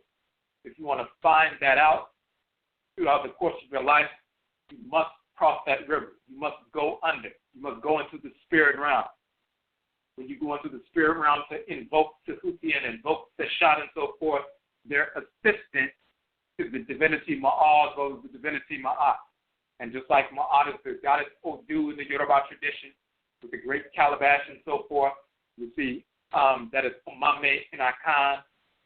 And then you also have Abam or Mbara in Akan, which is the male divinity. You have Edun, which is the male divinity in the Yoruba tradition. So you have Edun, the male divinity, Odu, the female divinity. You have Abam or Mbara in Akan, the male divinity, Omame, the female divinity in Akan, holding that calabash, holding that vessel, the implements that you utilize for divination that concretize and codifies the divine declarations or admonitions of wisdom coming from the divinity. It is the signature. Whether we use symbols like the Adinkra symbols that are used the same as Bebes are used in Vodun, and sometimes the Adinkra symbols are part of Bebes in Vodun, those matrices, those specific geometric forms that pull in energy in a specific fashion, capacity. The same thing with our ritual implements. They draw in the energy of a specific abosom. You cast shells, and some are concave and some are convex. Depending on the number of shells and so forth, they radiate a different kind of energy depending on the number of shells that are up and or down. And that becomes a magnet for the divinity that resonates with that frequency, and then they come down and take up residence. Those shells or the bowl or the stones or whatever you use become an implement that codifies literally and concretizes the energy of the moment so that you can see what is behind you, see what is in front of you. This is Ma'a and Ma'at, codifying divine law. As we said in the previous broadcast, Amen and Amenet would like something to take place. So Tehuti and Seshat speak that declaration to the people. This is what Amen and Amenet would like to take place in creation. This is what Ra and Ra'et are asking to unfold in creation.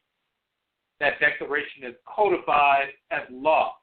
Whether you write the law down or whether it's concretized in symbol and so forth, concretized in the body of the culture within the ritual practices and so forth, it is an expression of the divine order. That's why we say law is the expression of order, hate is the impression of order. Just like if you have alphabetical order, this is what you want to take place. This is how you want to arrange letters.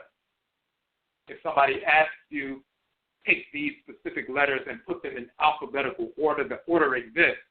Now you have to find out what are the laws that express alphabetical order. And when you find out what the laws that express alphabetical order are, then you can place the letters in order. You can put B after A and C after B and D after C and E after D and so forth. The order exists. It's already been declared. You must find out what are the laws that express that order, and then you can put those things in order. You can realign something with order. The Supreme Being lays out that divine order. If you get outside of that order, you must find out what are the laws that govern the order that you are seeking to achieve, that you align yourself with that order. Those laws are concretized and codified in speech, concretized and codified in language, concretized and codified in symbol, concretized and codified in the divinatory implements that we use, including those vessels and the shells and so forth, are the eyes. For example, the cowrie shells in Serewa are literally called in some traditions the eyes of the divinity. So when you flip them over, they look like open eyes and so forth, or an open mouth and so forth. When you look at that bowl of water, that is an eye. That's the same eye of Heru that the Huti. That is the same eye that the monkey in the Akan tradition, that in that sculpture, is given to the divine, so we can look into that quote-unquote eye and see, go through that water substance, that dividing line between the physical world and the spirit realm that is governed by Ma'al, the divine force of law and balance. So there's a great deal of information, additional information related. We will be adding all of this information in a separate publication. We just wanted to show who the Divinity Maa is. He governs the center of balance in your body on the male side. Ma'at governs the center of balance in your body on the female side. They govern the balance of creation, male and female, expansive and contractive. They govern the balance between the physical world and the spirit realm, the balance between the two different aspects of the spirit realm, the realm of the Abosom, the deities, the realm of the Ntorot, the ancestors and ancestors who are spiritually cultivated. When you invoke Ma'ah and invoke Ma'at, then you are aligning yourself with divine law, and therefore you're placing yourself in balance.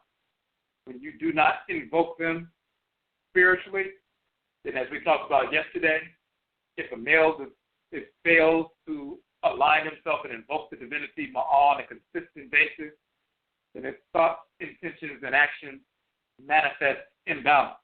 The only way you can be in balance is if you align with the force in balance, even just on a mundane physical level.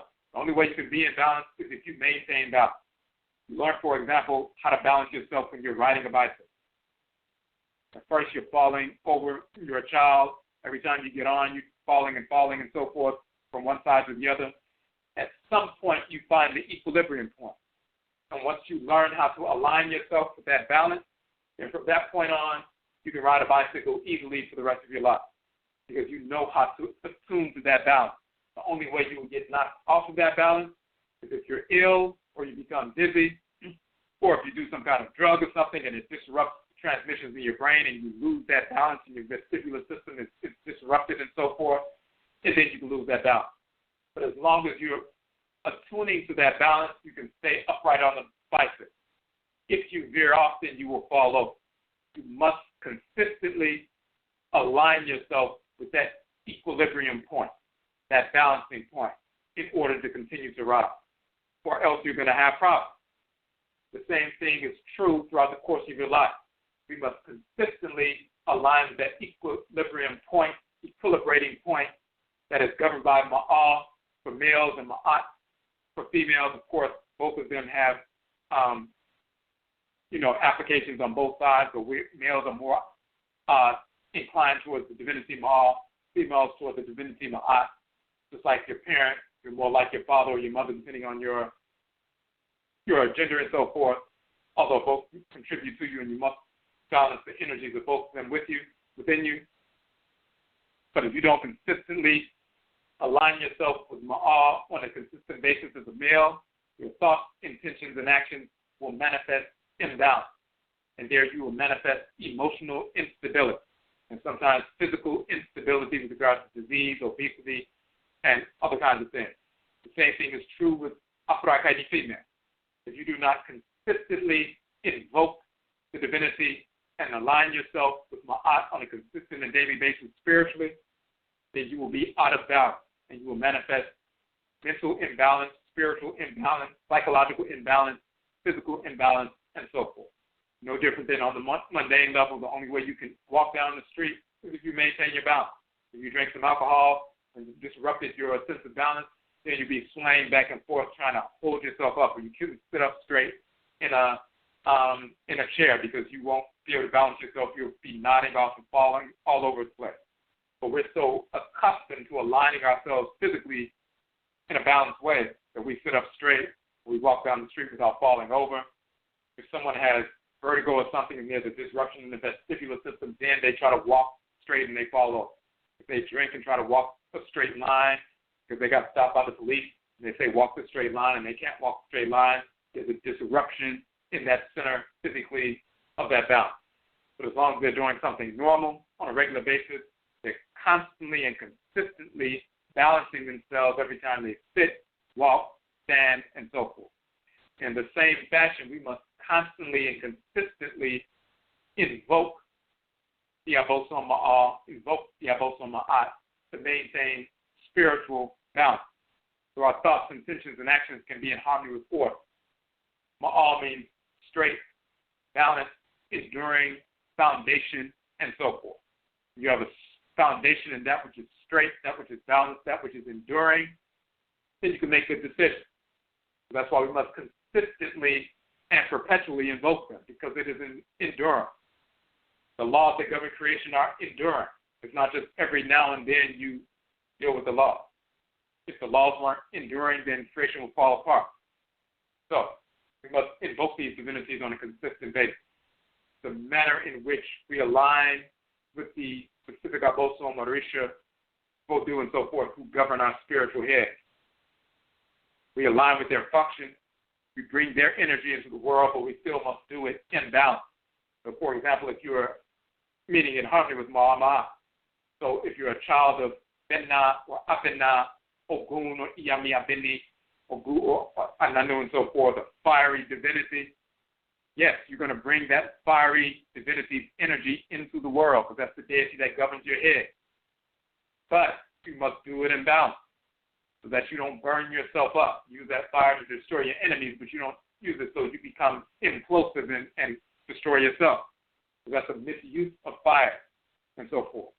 And when you begin to misuse the fire, then the divinity separates, and just the residual energy that's left over, you misuse. So you may have that fire power, but you must utilize it in balance. You must invoke Ma'a and Ma'at so that you can learn how to utilize the power you've been given in balance, so you can execute your function in balance. Even though Ma'a and Ma'at may not be your head divinity, they participate in our functioning no matter what divinity governs. Because, of course, they undergird the balance of all of creation. So that's quite natural. So, okay, so we're going to take a couple of questions on the phone line and in the chat room. We just wanted to show that fundamental cosmology. A lot more to that information. This was simply a summary of the cosmological foundation of the functioning of Ma'a in creation, why his title is Ma'a, Ha, and Her, that's Ha, as the divine ferryman, why it's called Ma'a in the pyramid text as a divinity, why we identify with Ma'a as a deity once we reach that divine ferry, because we're dealing with divine judgment. In the afterworld, we're also dealing with divine judgment with regard to oracular divination. This is all woven into the culture. this is all lived in the culture. When you actually engage the culture and invoke the Abosom on a consistent basis, whether it's children or adults who engage that process, they know exactly who these deities are. We know them. So it's not a mystery when we find this information. They direct us to this information that's been there all along, but people just do not see because we're actually engaged with these divinities. It's easy to determine who's who, and of course you can find the confirmation in the language, in the ancestral languages of Afurakani, Afuraitkaitnit, and the ritual practice. But the fact that we give those coins to the person in the coffin so they can take them to the divine ferryman in the Akan tradition, show that we have been righteous, so that we can make that transition across the waters and get to the Ntoro and balance.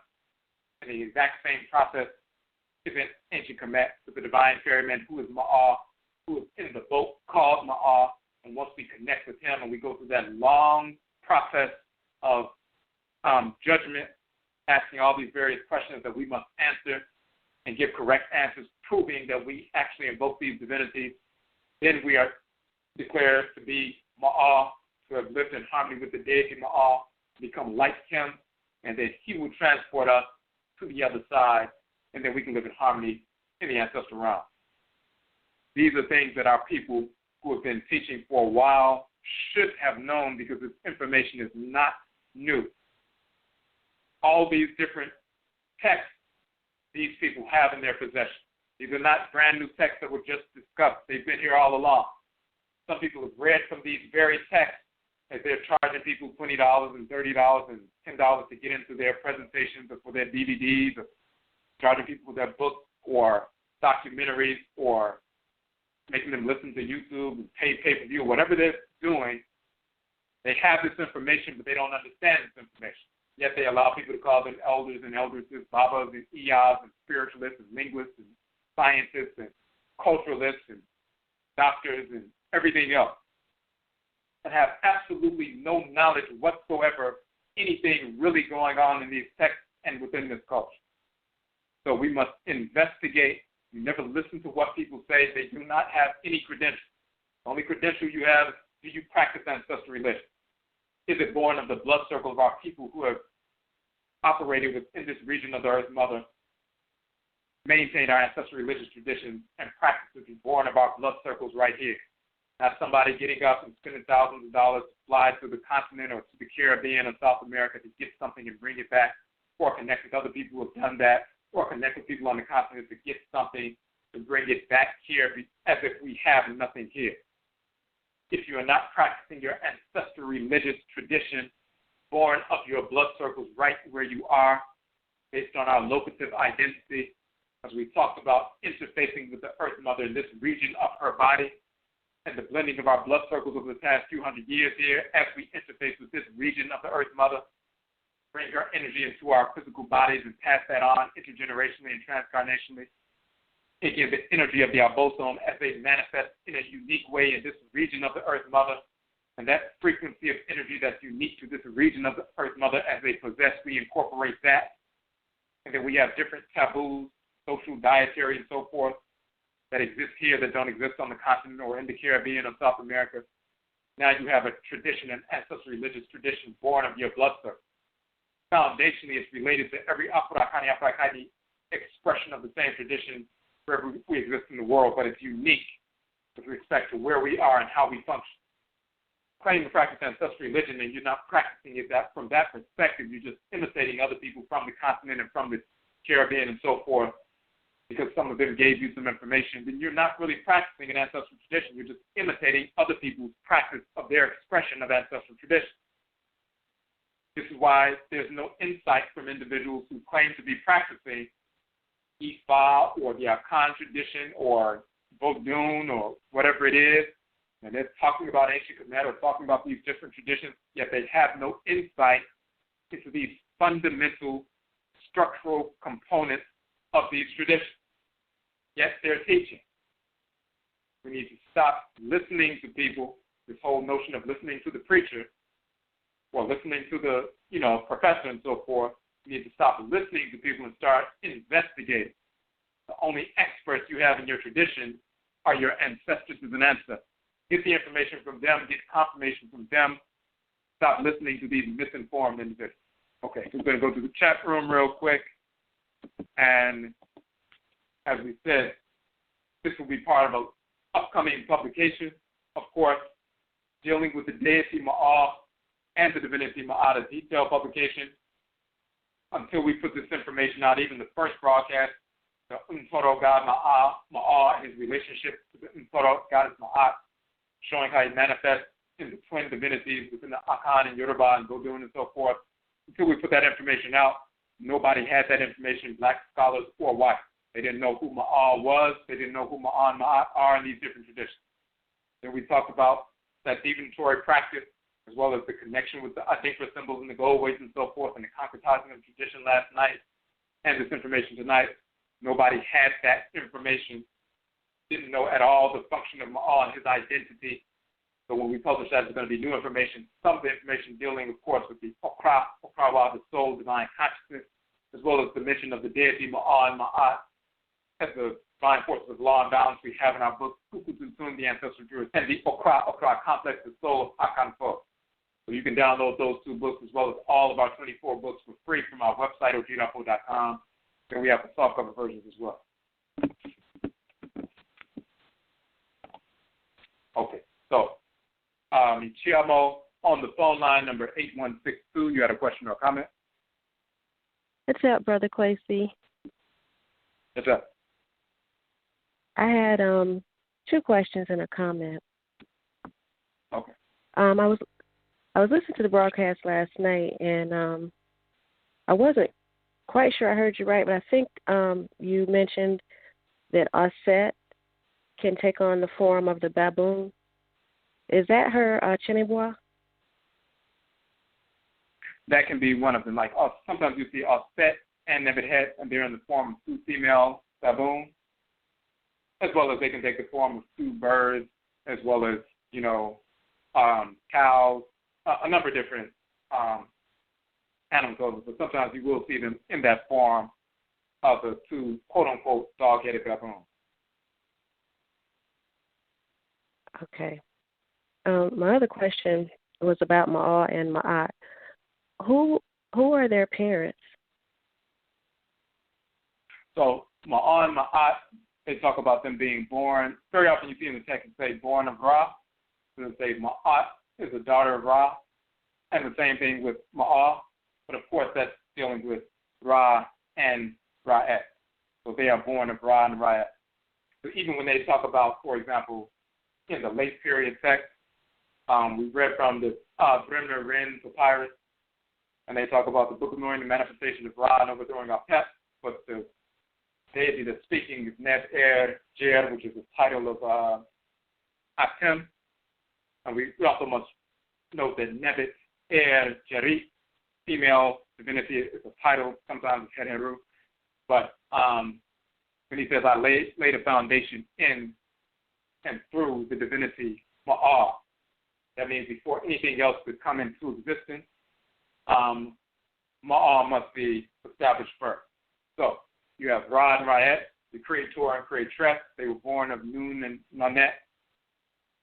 But as they create and bring things into being, when they want to concretize something, first they must establish a foundation in Ma'ah and Ma'at. So they're born of Ra and Ra'et.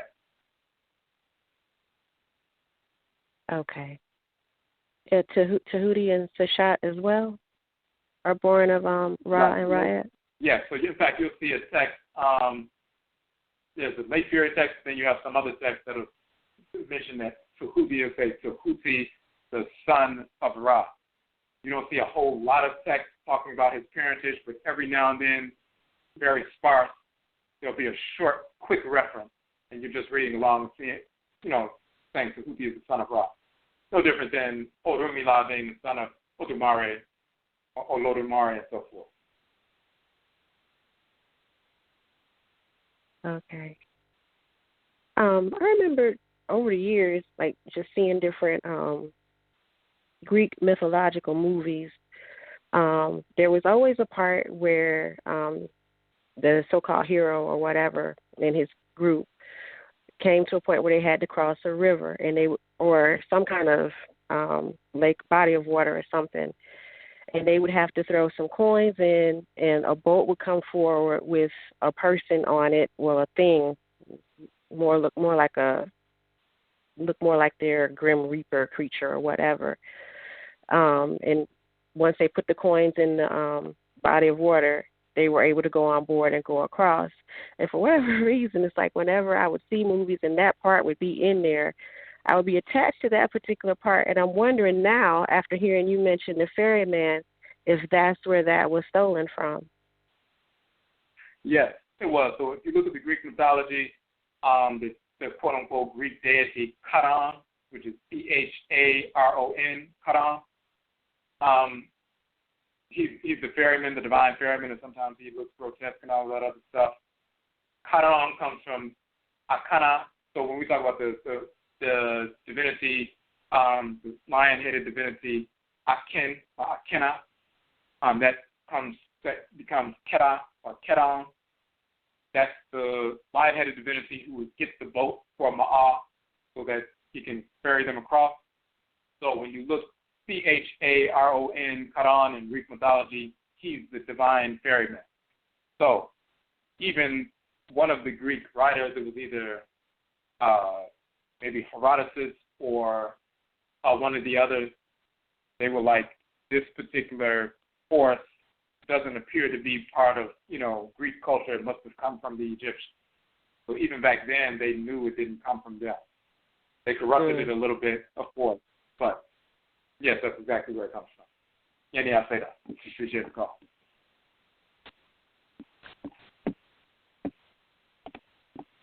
Okay, so we're going to go back. One more call on the phone line, and we're almost out of time. Luciano on the phone line, number 2081. My question in regards to the chariot, the boat that takes Afurakani male and females to the ancestral realm.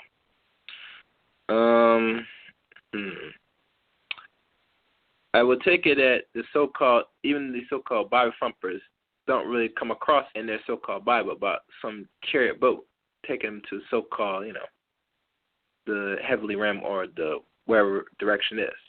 Am I correct? Well, now, although they will use that terminology of chariot. Now, chariot, of course, is a land vehicle. So the chariot is the vehicle that they stand in, and there are wheels and pulled by horses, or even in some respects, lions and so forth.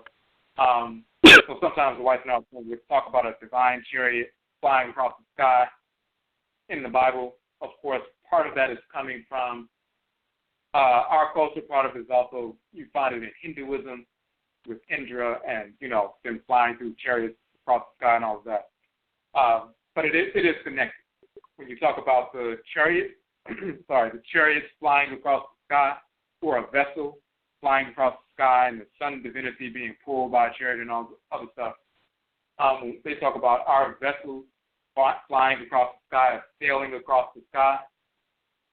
KAMIT was a riverine society, so of course, the sun is inside of a boat sailing across the sky, and the sky is composed of that primordial water of meat and so forth. So the sun has to be inside of a boat in order to sail across that primordial water and not get put out by the water. So those are our vessels sailing across the sky. The whites and their offspring coming from areas where they weren't riverine societies, primarily, and very often, lacking in a great deal of water. So they will be focused on the land vehicle, and they would say, the chariot is pulling them across the sky, because that was they changed the story slightly in order to, talk about the same thing and then misrepresent the deities and everything else. Okay. So in recent broadcasts and also publication, when you talk about people who remain earthbound, is it in a case where at times they are, let's say, a transition, and all of a sudden they're put into a place of water, and then, or they're put across some type of the same landmass where there's water, and then the boat comes and presents to ask the questions, and not dependent if they answer correctly these numbers of questions, they're able to cross over and travel with the boat, or if they do not, they remain earthbound. Because it's a little bit interesting that, there's a boat now that takes people to the ancestral realm. I thought usually normally it's that once you transition that you'll be sent to some unknown place, and then if certain situations is met, you could either be with the ancestors or, remain earthbound as a wayward spirit. Right, and that's the basic principle. So, as a matter of fact, you'll find in the Akan tradition they'll say when you make your transition, you pay that ferryman or give that offering to the diviner, so to speak. Then you seek out, or you're searched out. Your spirit is searched out, just like when you seek out divination, see what's going on in your life and so forth, and what's happening, and the diviner can tell you, you've been doing this, you've been out of harmony with order, this divinity is governing this situation, or this ancestral spirit is doing this, or this other individual is doing that. They're searching out your spirit to see what's going on. So in the same fashion, you pay that ferryman, Ma'ah, to make that transition. If you don't make it, if you didn't live in harmony with order, you'll be repelled. It's no different than if you come in contact with some people right now and you want to become part of their organization. The first thing they do is assess your spirit to see what kind of energy you're projecting. Even before you start talking and explaining things or whatever, they want to feel the kind of energy you have that's searching your spirit out. And the people who are really involved in ancestral culture, before they allow somebody to participate in something they're doing, they do divination to see if they should let this person even, participate in anything. So they search the spirit of the person out, and if they're not correct, then you're not allowed to come in. They're repelled. It's the same thing with the Ntoro. If you're not in harmony with order, you be repelled energetically. You wouldn't be able to get in their presence and interface with them, even if you wanted to, because you'll be repelled, just like two magnets on a table with the same polarity facing, repelling these spirits. In our tradition, they talk about once you make that cross that water, then you climb a ladder, the Owuo, or the ladder of Owuo, death and so forth, and climb a hill, and then you get to the Nsama. In ancient KAMIT, you cross the water, but then there's a divine ladder as well, and then that divine mountain range, and then you get to the Nsama. So it's the exact same layout in both traditions because, of course, Akan people are ancient, Kanat, ancient Nubians and so forth, when a part of that component, part of that group. So, of course, we still have the same cosmology that we always have had. So, yes, if someone does not make that, if they can't demonstrate they live in harmony with order, then they will be repelled. So they can't get on that boat and they can't cross that river. Okay. And the publication will be soon released to explain proper detail of this in the coming months? It won't be in the coming month, but it is going to be coming out soon. But okay. One of the reasons we had the two broadcasts is because we wanted to get the basic information out before the publication came out. Sometimes we do that. We'll do the broadcast first, and then we'll publish the information later, but at least people have, the basic information so they can, can begin to incorporate that information into their ancestral religious practice, and we can give further details and nuanced aspects of this, information through publication. All right. Can't wait. Madase. Okay. Anything. Question, in the chat room, can we communicate with our Abosom clan during times of the day, month, or year performing OKRA with clothing for medicine? Wait, it said with clothing for medicine and poison. So as far as the different, just to make sure I'm getting the question correct, the different times of day, month, or year, yes, there are specific Abosom who govern different times of the year and different times of the day and things like that. But you find that out from the Abosom. Everything always goes back to you can't get around this notion of evoking your Nsama or your ancestors, invoking the Abosom that govern. It's no different than exercise. We can read about exercise. We can learn about the body. We can learn about biology. We can learn about diet. We can learn about all these different things. But at some point, you're going to have to consistently go and exercise, work out. The more consistent you are, the stronger you become, and you begin to realize and actualize the things that you have learned through studying the body and studying physiology and studying diet and everything else. But you're going to learn even more because you're going to have experience. And it's the same thing with evoking the Nsamanfo and invoking the Abosa.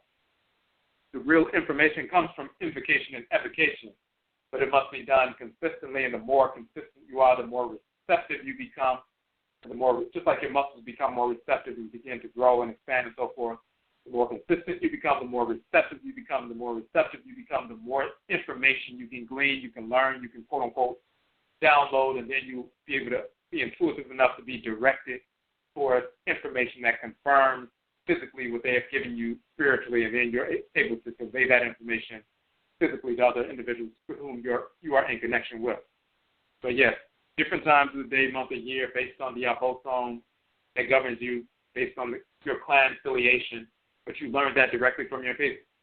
Just like in the past, when you're living on the continent in an area where they didn't write anything down, the way you learn the cultures, asking your mother, father, grandmother, grandfather, uncles, aunts, and so forth, those who are involved in the culture.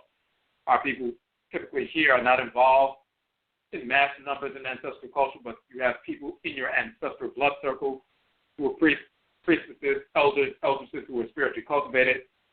They have not only the desire to assist you, they have the obligation to assist you in your development. They will meet you there, but you must meet them there as well. You must meet them, quote unquote, at the river as well, at the shore of the river as well. You must be consistent with their ritual practice, and they will be consistent with you. And they can show you those different cycles of the times of day, year, month, what kind of clothing and colors, and what kind of things to burn, what kind of oil to burn, incense, food, offerings, those different kinds of things. Okay, so there's only about a minute left in the broadcast. We get in the broadcast here. We will be back on tomorrow. Tomorrow's a special broadcast, of course. It is the name, the winter solstice. It is also the 19th anniversary of the release of the KUKUU-TUNTUM, the Ancestral Jurisdiction. So, if you'd like to support the work or appreciate the work we're doing, make a purchase of that KUKUU-TUNTUM Ancestral Jurisdiction. I'm sorry, not KUKUU-TUNTUM, Ubin Shang, the Ancestral Summons. I'm sorry. That's the 19th anniversary of Ubin Shang, the Ancestral Summons. So if you'd like to support the work we are doing, please go and make a purchase of that book. It's a $9 book. It has transformed the lives of hundreds of thousands of our people over the past 19 years when we first released it. With ritual, the various ritual practices, shrines and libation and nature worship and possession and everything else. So again, Yedase, we thank you for tuning into the broadcast, and Yebeshi Abio, we will meet again. That's all.